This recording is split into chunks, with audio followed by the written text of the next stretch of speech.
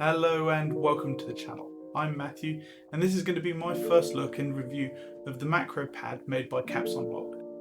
The CU7 is a small form factor keyboard known as a macro pad that includes 6 keys, a rotary encoder, RGB and hot swap sockets. But without further ado, let's have a closer look. The CU7 is quite a pretty little thing, and it seems to take subtle hints from its older brother the CU80 and the CU65, keeping a similar design language throughout. I have placed a CU65 to show exactly how close these are to one another. They follow a very similar design concept with the highly rounded corners. And as you can see, the CU7 does really fit right at home within the lineup of the other CU boards. The anodization on the macro pad is pretty great, having a good quality surface finish, being both smooth and consistent in colour throughout. As you can see, the bottom and the top pieces of mine are a very similar colour, with very little banding across the anodization. I also like the fact that he's included assembled by you, seeing as this is a hot swap board. An always welcome addition is the hot swap functionality of this board. I've used macro pads in the past to be able to individually break in switches. However, having hot swap makes it super easy for installation and further customization down the line. I think the rotary encoder on this board is going to be the main selling point for most people. The knob that they've used is a custom milled one, and it sits on top of the encoder via friction fit. The actual rotary encoder itself is a 36 detent one. This means that there is tactile notches in the rotary encoder, giving quite a nice amount of feedback when turned. The RGB on this board is your standard affair really. It's got high quality RGBs and the lighting is bright. You can't see it particularly well under my studio light, but if I turn them off now you'll be able to get a better idea on how they look.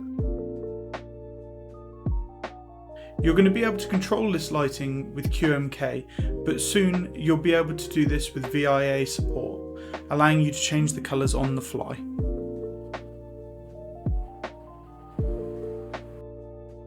So the critiques. Firstly, one of my main critiques is that the RGB isn't in a matrix.